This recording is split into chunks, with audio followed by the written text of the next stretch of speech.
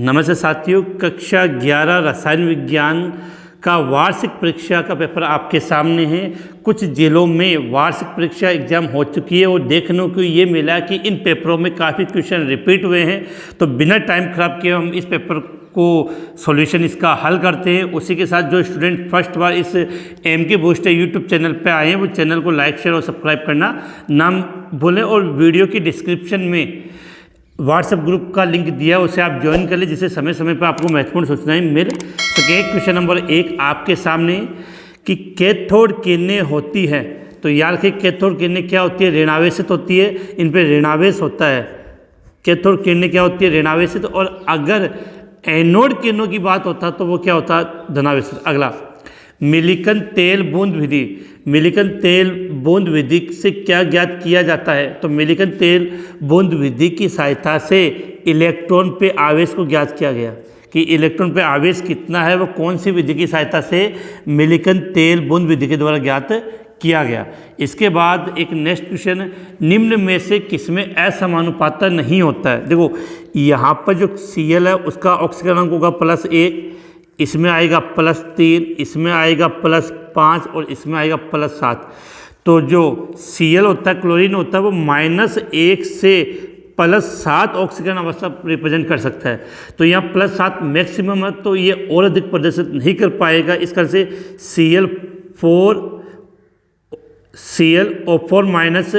असमानुपात नहीं दर्शाता है। इसी के साथ एक महत्वपूर्ण बात बताना चाहूँगा कि 16 मई से क्लास 12th केमिस्ट्री का एक ऑनलाइन कोर्स है, बिल्कुल स्टार्ट करने वाला हूँ। और सबसे बड़ी बात है, ये बैच है वो बिल्कुल फ्री है। इसकी संपूर्ण जानकारी आपकी स्क्रीन पे आ चुकी है। आप अपना नाम और स्कूल का नाम और डिस्ट्रिक्ट लिखकर नीचे दिए गए व्हाट्सएप नंबर पर आप सेंड कर दें, जिससे 16 मई से होने वाली केमिस्ट्री क्लास 12 की ऑनलाइन क्लास से आप ज्वाइन कर सको और बिल्कुल फ्री, जिसमें आपको बहुत सी महत्वपूर्ण चीज़ें आपको मिलेगी। इसके बाद चलते हम नेक्स्ट क्वेश्चन की तरफ। अगला क्वेश्चन है, निम्न में से कौन सुपर ऑक्साइड नहीं बनाता है? तो याद रखना कि बात करें लिथियम और सोडियम, लिथियम और सोडियम है वो सुपर ऑक्साइड नहीं बनाते। तो ऑप्शन के आधार पर राइट आंसर हो जाएगा इसका ए, लिथियम। अगला, H3BO3 जलीय विलयन में, तो देखने में सबको लगेगा कि यहाँ पर कितने H है? 3 H है। तो ये जलीय विलयन में 3 H+ आयन मुक्त करता है, लेकिन ऐसा नहीं है। होता क्या है कि H3BO3 को जब आप जल में घोलोगे तो ये जल से एक OH ग्रहण कर लेता है, OH। तो इसको आप चलो समझ लो BOH4- बन जाता है और एक H+। तो इसका मतलब इसने जल के अणु में से एक OH आयन को ग्रहण किया है। तो यह एक OH आयन ग्रहण करता। तो राइट आंसर इसका होगा द। काफ़ी बच्चे इस पर टिक लगाए होंगे या ये उन्होंने याद किया होगा, तो बिल्कुल माइंड में क्लियर होना चाहिए।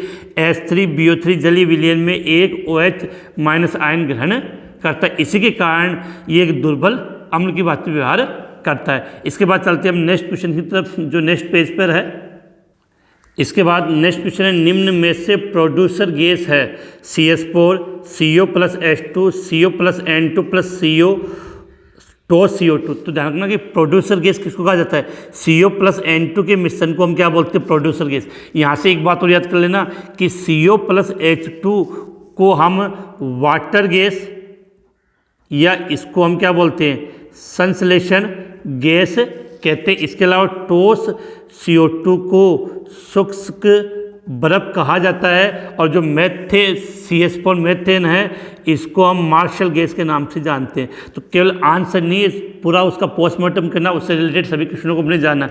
एक बात और बताना चाहूँगा कि मैंने क्लास 11th के मोस्ट इम्पोर्टेंट क्वेश्चन वाला वीडियो एक अपलोड किया था। अगर आप उस वीडियो को देखोगे तो आपको पता चलेगा उसमें से काफ़ी क्वेश्चन इसमें से रिपीट किए गए हैं। उसका लिंक आपको ऊपर आई बटन में मिल जाएगा। इसके बाद हम बात करें अगले क्वेश्चन की, अम्ल वर्षा की pH होती है। तो देखो कन्फ्यूजन है, काफ़ी बच्चे क्या करके आएंगे, तो यहाँ से बिल्कुल क्लियर होना चाहिए कि 5.6 से, जब जल की pH 5.6 से कम हो उसे अम्ल वर्षा कहते हैं। 5.6 नहीं, 5.6 से कम हो। तो इसका राइट आंसर क्या आ जाएगा?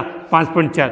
अम्ल वर्षा की pH होगी 5.6 से कम, इसका मतलब 5.4 हो सकती है। तो इसका राइट आंसर हो जाएगा द। इसके बाद नेक्स्ट रिएक्शन पूछी गई है, CuO+H2 से बन गया Cu प्लस H2। इस अभिक्रिया में किस तत्व का ऑक्सीकरण हो रहा है? देखो यहाँ समझो कि CuO से Cu बना, ऑक्सीजन हट गया, ऑक्सीजन हटने का मतलब अपचयन, CH2 से H2O बन गया, ऑक्सीजन जुड़ गया, तो यहाँ क्या हो गया? ऑक्सीकरण, अर्थात हाइड्रोजन का ऑक्सीकरण हो रहा, तो इसका राइट आंसर हो जाएगा H। इसके बाद अगला जो क्वेश्चन का टाइप आपसे पूछा गया है वो सत्य और असत्य की पहचान कीजिए। तो ये क्वेश्चन आपके स्क्रीन के सामने आ चुके हैं। इन पे जो टिक लगे उन पे आपको नहीं जाना, जो मैं बताऊंगा इनका आंसर उसी को आपको मानना है। एक चीज़ और बता दूंगा कि इसके अलावा मैंने अभी तक वार्षिक परीक्षा के 3 पेपर हल करवा दिए गए हैं। इन तीनों पेपर में से काफ़ी क्वेश्चन रिपीट हुए हैं, तो इन सभी का लिंक है आपको वीडियो की डिस्क्रिप्शन में मिल जाएगा। इस वीडियो को देखने के बाद आप उनको भी ज़रूर देख लें, जिससे जब आप वार्षिक एग्जाम रसायन विज्ञान का पेपर देने जाओ तो आपको काफ़ी अच्छा रहे। अगला क्वेश्चन है भूप्रपट्टी पर भारात्मक रूप से सिलिकॉन सर्वाधिक होता है। तो यहाँ आपको एक बात कहना चाहूँगा कि भूप्रपट्टी पर भारात्मक रूप से सर्वाधिक मात्रा में ऑक्सीजन होता है। सर्वाधिक मात्रा में कौन सा होता है? ऑक्सीजन होता है, और सिलिकॉन है वो दूसरे नंबर पर होता है, अर्थात ये बात क्या हो गई? असत्य। तो इसका राइट आंसर क्या हो जाएगा? असत्य कि भूप्रपट्टी पर भारात्मक रूप से सिलिकॉन सर्वाधिक नहीं होता, सर्वाधिक होता है ऑक्सीजन, नंबर 2 पर सिलिकॉन आता है, तो क्या हो गई? असत्य। अगला, बोरोन वर्ग में ऊपर से नीचे जाने पर, बोरोन वर्ग में ऊपर से नीचे जाने पर +1 ऑक्सीकरण अवस्था का स्थायित्व बढ़ता है, बिल्कुल अक्रिय युग्म प्रभाव के कारण। किसके कारण? अक्रिय युग्म प्रभाव के कारण जब वर्ग में ऊपर से नीचे जाओगे तो +1 ऑक्सीजन अवस्था का स्थायित्व बढ़ता है। ये बात क्या है? सत्य। अगला, एल्कीन संतृप्त हाइड्रोकार्बन है। तो एल्कीन है, संतृप्त हाइड्रोकार्बन कौन सा होता है? एल्केन। तो एल्कीन क्या होती है? असंतृप्त। तो ये बात क्या हो गई? असत्य। तो एल्कीन संतृप्त हाइड्रोकार्बन नहीं होता है, अर्थात बात कौन सी हो गई? असत्य। अगला, वोल्टेज अभिक्रिया में मेथेन को नहीं बनाया जा सकता। बिल्कुल सही है कि वोल्टेज अभिक्रिया में 2 एल्किल आपस में जोड़ते हैं, तो एक में एक तो 2, कम से कम 2 कार्बन वाला कंपाउंड बनेगा। तो वोल्टेज अभिक्रिया में कम से कम क्या बनता है? एथेन बनता है। इससे ज़्यादा वाला बना सकते हैं, मेथेन नहीं बनता। तो ये बात क्या है? सही है। तो इसमें पहला का जो आंसर होगा वो असत्य, फिर से रिपीट कर दूँ, दूसरे का जो आंसर है वो सत्य, तीसरे में असत्य और चौथे में सत्य। इसके बाद अगला जो क्वेश्चन है वो आपसे पूछा गया है कि निम्न स्थान की रिक्त स्थान की पूर्ति करें। क्या लिखा है? रिक्त स्थान की पूर्ति करें। क्षार धातु में रिक्त स्थान एकमात्र ऐसी धातु है जो जलयोजित लवण देती है, तो बिल्कुल याद कर लेना, लिथियम। क्षार धातु में कौन सी धातु? लिथियम एलाई एकमात्र ऐसी धातु जो जलयोजित लवण का निर्माण करती है। अगली विधि, कोल्बे विद्युत अपघटन विधि में एनोड प्राप्त होता है। तो एनोड किस पे, एल्केन प्राप्त होता है। कहाँ पर होगा एल्केन? एनोड पर प्राप्त होता है। तो रिक्त स्थान में क्या लिखोगे? कोल्बे विद्युत अपघटन विधि में एनोड कहाँ? एल्केन पे प्राप्त होता है। अगला, द्रव अमोनिया में क्षार धातुएं होती है, वो घेरा नीला रंग का विलयन बनाती है। कैसा? घेरा नीले रंग का विलयन बनाती है। इसके बाद नेक्स्ट क्वेश्चन की बात करें, हरित गृह प्रभाव मुख्यतः CO2 गैस की बड़ी मात्रा के कारण होता है। सबसे अधिक मात्रा में CO2 होती है, फिर नंबर 2 पर मेथेन होती है। तो याद रखना, हरित गृह प्रभाव मुख्यतः CO2 गैस की बड़ी मात्रा के कारण होता है। इसके बाद अब हम चलते हैं लघुरात्मक क्वेश्चन की तरफ। पहला क्वेश्चन आपके सामने इसमें पूछा गया है, N2 + 3H2 से 2NH3 बन रहा है। उपयुक्त अभिक्रिया में N2 के आपको 3 मोल दिए और H2 के कितने मोल दिए? 10 मोल। तो सीमांत अभिकर्मक क्या है? सीमांत अभिकर्मक कौन सा है? तो सीमांत अभिकर्मक का मतलब वह अभिकर्मक जो पहले समाप्त हो जाए। तो रिएक्शन को यहाँ लिख लेते हैं समझने के लिए कि N2 + 3H2 से बना दिया 2NH3, अर्थात इसका 1 मोल काम आएगा तो इसका 3 मोल काम आएगा, तो ये 2 मोल बनेगी। अब सीधे सोचो कि नाइट्रोजन के 3 मोल होंगे तो इसके कितने मोल काम में आएंगे? 9। तो 3 मोल खत्म, 3 मोल से क्रिया करेंगे इसके 9 मोल, तो इसका मतलब 1 मोल शेष बच गए। तो ये ज़्यादा मात्रा में, तो नाइट्रोजन कम मात्रा में। तो इस अभिक्रिया में सीमांत अभिकर्मक कौन सा होगा? तो आंसर क्या लिखोगे आप? N2। क्या लिखोगे? N2। तो इसका राइट आंसर क्या हो जाएगा? N2। इसके बाद अगला क्वेश्चन देखो, ये क्वेश्चन पिछले वाले पेपर में मैंने हल करवाया, तो एज इट इज पूछ लिया, इसलिए कह रहा हूँ कि अगर इन वार्षिक परीक्षा के सभी पेपर को आप एक बार देख लोगे तो आपको अच्छे अंक प्राप्त हो जाएंगे। हेस नियम किसे कहते हैं? तो किसी रासायनिक अभिक्रिया में एंथैल्पी परिवर्तन है। मैं ये लिख देता हूँ कि किसी रासायनिक अभिक्रिया में, किसी रासायनिक अभिक्रिया में एंथैल्पी, किसी भी रासायनिक अभिक्रिया में एंथैल्पी परिवर्तन स्थिर रहता है, चाहे अभिक्रिया किसी भी विधि से संपन्न हो। और इसका अगर आपको विस्तृत डिटेल से आंसर लिखना तो वो आपकी स्क्रीन के सामने, आप वहाँ से भी नोट कर सकते हैं। अब चलते हैं, क्वेश्चन नंबर 5 हो चुका है, क्वेश्चन नंबर 6 जो आपकी स्क्रीन के सामने है। सामने NaCl की जालक एंथैल्पी के लिए एंथैल्पी आरेख बनाइए। तो NaCl की जो जालक एंथैल्पी है वो बोन हैबर चक्र की सहायता से ज्ञात की जाती है और इसका आरेख आपके सामने है, इसको बना लें अच्छी तरीके से, आप याद कर लें। इसके बाद नेक्स्ट क्वेश्चन की हम बात करते हैं, क्वेश्चन नंबर 7, निम्नलिखित यौगिकों में P का ऑक्सीकरण अंक ज्ञात कीजिए। तो यहाँ पर P मतलब फॉस्फोरस का ऑक्सीकरण ज्ञात करना है। तो पहले कंपाउंड की हम बात करें, सोडियम लिखा कितना है 1, तो इसका होता है +1, हाइड्रोजन कितने 2, इसका होगा +1, जिसका ऑक्सीकरण ज्ञात करना होता है उसको x मानेंगे, ऑक्सीजन कितने 4 और एक ऑक्सीजन का होता है -2 बराबर में 0। तो 1 प्लस और 2, तो प्लस के कितने हुए 3x और -2 को 4 से गुणेंगे तो -8 बराबर 0। तो -8 में से प्लस 3 के तो माइनस के 5, तो x - 5 बराबर 0, तो x बराबर +5। तो पहले कंपाउंड में जो NaH2PO4 में P का ऑक्सीकरण कितना गया +5। अब दूसरे कंपाउंड की बात कर लेते हैं, यहाँ पे H3PO3 कितने H है 3, एक H का होता +1, X 3 ऑक्सीजन है, सॉरी ऑक्सीजन कितने हैं 4, तो क्या कर देते हैं 4 ऑक्सीजन, एक ऑक्सीजन का होता -2 बराबर में 0, तो प्लस के 3 x - 8 बराबर 0, तो x - 5 बराबर 0, तो x बराबर +5। तो दोनों कंपाउंड के अंदर फास्फोरस का ऑक्सीकरण कितना आ गया +5 आ गया। क्या लिख दिया हमने +5। इसके बाद हम चलते हैं नेक्स्ट क्वेश्चन की तरफ कि अक्रिय युग्म प्रभाव किसे कहते हैं, जो आपकी स्क्रीन के सामने है। तो अगला क्वेश्चन है अक्रिय युग्म प्रभाव किसे कहते हैं। वो सीधी सी बात है कि होता क्या कि P ब्लॉक में वर्ग में ऊपर से नीचे जाते हैं तो NS2 कक्षक के जो इलेक्ट्रॉन है वो बंद बनाने में भाग नहीं लेते हैं, वो अक्रिय रहते हैं, इसे हम बोलते हैं अक्रिय युग्म प्रभाव। इसकी स्पष्ट परिभाषा जो आपको लिखनी है वो आपकी स्क्रीन के सामने आ चुकी है, आप इसका स्क्रीनशॉट ले लें और अच्छी तरीके से इसको नोट कर लें। इसके बाद अगला क्वेश्चन आपके सामने आता है बोरेक्स मनका किसे कहते हैं। तो क्या होता है कि जब बोरेक्स को हम गर्म करते हैं तो उससे बोरेक्स को जब आप गर्म करोगे तो उससे जलकाणु निकल जाता है और वो फूल जाता है, और फिर आप उसको और गर्म करोगे तो वो एक पारदर्शी द्रव में परिवर्तित हो जाता है, जिसे हम बोरेक्स मनका कहते हैं। इसकी समीकरण भी मैंने आपकी स्क्रीन पर लगा दी है। तो बोरेक्स मनका क्या पूरा डिटेल में काफ़ी अच्छा क्वेश्चन पूछा जाता है। इसके बाद अगला है BOD किसे कहते हैं, बायोलॉजिकल ऑक्सीजन डिमांड किसे कहते हैं। तो जल के एक नमूने में निश्चित आयतन में उपस्थित कार्बनिक पदार्थ को विखंडित करने के लिए जीवाणु को जितनी ऑक्सीजन की आवश्यकता होती है वो क्या कहलाती है, BOD कहलाती है। क्या कहलाती है, BOD। और इसका स्क्रीनशॉट आपकी स्क्रीन के सामने, वहाँ से आप इजीली इसकी डेफिनेशन नोट कर सकते हैं। काफ़ी अच्छा क्वेश्चन है ये। इसके बाद चलते हैं नेक्स्ट क्वेश्चन की तरफ कि प्रकाश रासायनिक धूम कैसे बनता है। जो प्रकाश रासायनिक धूम कोहरे को हम ऑक्सीकारक धूम कोहरा भी कहते हैं। इसके बनने के लिए जो 3-4 चीज़ें होती है वो स्पेशली मैं समझा दूं आपको कि इसके लिए जो जलवायु है वो उष्ण, शुष्क एवं साफ जलवायु होनी चाहिए, और वाहनों और कारखानों से निकलने वाले ऑक्साइड और हाइड्रोकार्बन सूर्य के प्रकाश में प्रकाश रासायनिक धूम कोहरा बनाते हैं। विस्तृत रूप से आंसर कैसे लिखोगे वो आपकी स्क्रीन के सामने, थोड़े बड़े क्वेश्चन है तो इनका यहाँ आंसर लिखना पॉसिबिलिटी नहीं बन रही है। अगला क्वेश्चन, तो ये हो गया आपकी अति लघुरात्मक क्वेश्चन। अब हम चलते हैं लघुरात्मक क्वेश्चन की तरफ। पहला क्वेश्चन पूछा है 32 ग्राम मेथेन के दहन से प्राप्त जल की मात्रा का परिकलन कीजिए। तो बड़ा पहले हमें समीकरण आनी चाहिए।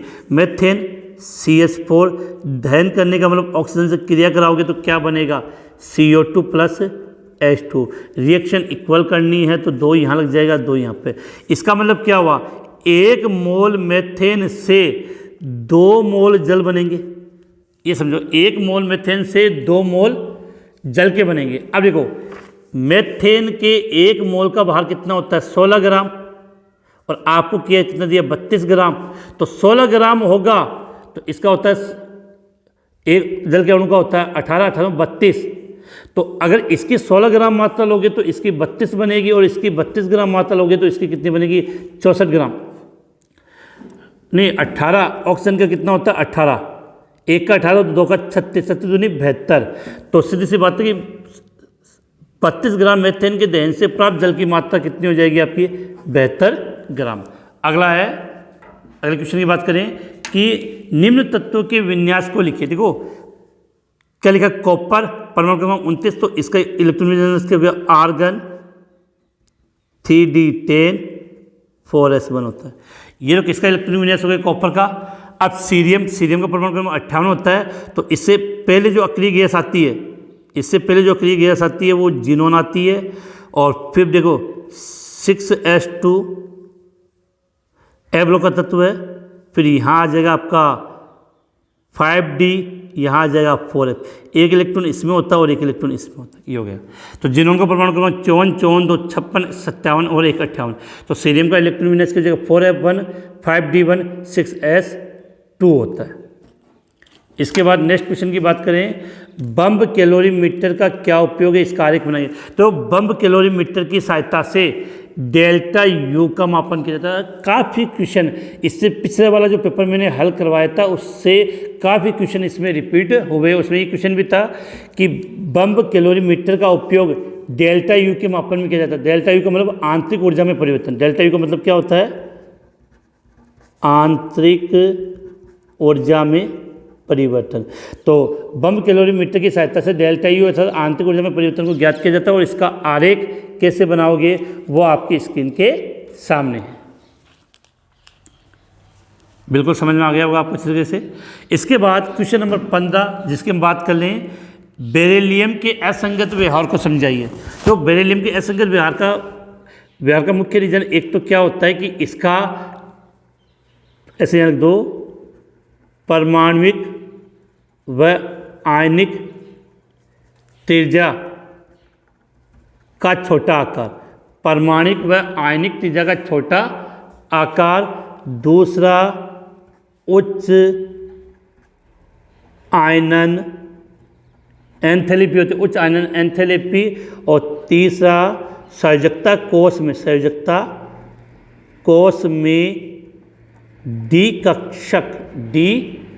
कक्षक क्या होते हैं, अनुपस्थित होते हैं। तो ये मुख्य कारण इसके बेरिलियम के असंगत व्यवहार के कारण पूछे तो पहले देखोगे परमाणु व आयनिक त्रिज्या का छोटा आकार होता है, उच्च आयनन एंथैल्पी और संयोजकता कोष में डी कक्षक की अनुपस्थिति के कारण बेरिलियम कौन से वर्ग में आता है, वर्ग 2 में, के कारण बेरिलियम अपने वर्ग के तत्व के साथ समानता नहीं दर्शाता, इसे बोलते हैं बेरिलियम का असंगत व्यवहार। अगला क्वेश्चन पूछा गया सिलिकॉन क्या है, इसके उपयोग लिखिए। क्या लिखा है, सिलिकॉन क्या है और इसका हमें क्या लिखना है, उपयोग लिखना है। तो सीधी सी बात, एक बात क्लियर होनी चाहिए कि क्या होता है कि यह R2SiO2 की एक पुनरावर्ती इकाई है, पुनरावर्ती इकाई। सीधी सी बात है कि सिलिकॉन का निर्माण R2SiO2 की पुनरावर्ती इकाई से इसका निर्माण होता है। अब एक बात और, यहाँ पूछे इसका उपयोग, क्या पूछा मैं, इसका उपयोग। तो इसका उपयोग एक तो ग्रीस बनाने में, क्या बनाने में, ग्रीस बनाने में, इसके अलावा विद्युत रोधी व जल रोधी वस्त्र बनाने में, विद्युत रोधी मतलब फायर प्रूफ और वाटर प्रूफ वस्त्र बनाने में। तो बिल्कुल क्लियर होना चाहिए कि सिलिकॉन का उपयोग पूछा गया तो बिल्कुल ग्रीस बनाने में, विद्युत रोधी और जल रोधी वस्त्र बनाने में उपयोग किया जाता है। इसके बाद नेक्स्ट क्वेश्चन आपका CH4 प्लस Cl2 से HNO सूर्य के प्रकाश की उपस्थिति में CH3Cl प्लस HCl उपयुक्त अभिक्रिया की क्रियाविधि समझाइए। तो इसकी क्रियाविधि शॉर्ट में जो 3 रिएक्शन है वो मैंने आपकी स्क्रीन के सामने लिख दी है, वहाँ से आप इसको नोट कर लेना। इसके बाद हम बात करें एथेन के न्यूमेन प्रक्षेपण से, तो ये भी मैंने मेरे अपने मोस्ट इंपोर्टेंट क्वेश्चनों में दिया था। तो अगर आपने जो मैंने मोस्ट इंपोर्टेंट क्वेश्चन वाला वीडियो देखा होगा तो उसमें से काफ़ी क्वेश्चन इसमें रिपीट हुए हैं। तो एथेन के न्यूमेन प्रक्षेपण आरेख कैसे बनाओगे वो भी आपकी स्क्रीन के सामने आ चुका है, वहाँ से आप इसका स्क्रीनशॉट लगा प्रैक्टिस कर सकते हो। अगला है हरित ग्रह प्रभाव पर टिप्पणी लिखिए। हरित ग्रह प्रभाव होता है ग्रीन हाउस इफेक्ट। तो ग्रीन हाउस इफेक्ट में क्या होता है कि जब वायुमंडल में CO2 की मात्रा बढ़ने लगती है तो पृथ्वी के तापमान में क्या हो जाती है, वृद्धि हो जाती है। इसे बोलते हैं हरित ग्रह प्रभाव। और इसके लिए सबसे मुख्य जिम्मेदार गैस कौन सी होती है, CO2, उसके बाद मेथेन होती है। तो इसका आंसर भी मैंने आपकी स्क्रीन पे लगा दिए, वहाँ से आप इसको नोट कर सकते हो। इसके बाद वाले जो क्वेश्चन है वो काफ़ी बड़े हैं, फटाफट हम देख लेते हैं। क्वेश्चन नंबर 20, आयनन एंथैल्पी व इलेक्ट्रोलब्धि एंथैल्पी की आवृत्ति पर टिप्पणी लिखिए। अगला B2S6 की संरचना बनाइए और फुल्लिन पर टिप्पणी लिखिए। इसके बाद दीर्घ उत्तरीय प्रश्न और कौन कौन से संकरण किसे कहते हैं, आप इनका स्क्रीनशॉट ले लें। साथ में PCl5 या SF6 में संकरण को समझाइए। देखो PCl5 में तो संकरण कौन सा होता है आपका sp3d, और SF6 में हो जाएगा sp3d2। सिग्मा व पाई बंध में अंतर लिखिए। इसके अथवा में क्वेश्चन क्या दिया आपको, आबंधित व प्रति आबंधित आणविक कक्षक किसे कहते हैं। और इसके बाद अगला क्वेश्चन, इसमें MOT के मुख्य लक्षण लिखिए। C2 व O2 को MOT के आधार पर विन्यास बंद कर चुंबकीय प्रभाव समझाना आपको। इसके बाद क्वेश्चन नंबर 23 जो अथवा में पूछा गया वो आपके स्क्रीन के सामने आ चुका है। ये बड़े क्वेश्चन है तो इनका जो हल है वो नेक्स्ट वीडियो में कर दिया जाएगा। जो स्टूडेंट फर्स्ट वाले इस चैनल पे आए हैं वो चैनल को लाइक शेयर और सब्सक्राइब करना ना भूलें, जिससे आप जैसे ही 12th क्लास में आओगे तो आपको 12th क्लास से संबंधित जो कंप्लीट मैटर है वो समय समय पर मिलता रहे। इसी के साथ आज की ही क्लास यहीं समाप्त होती है। जय हिंद, जय भारत।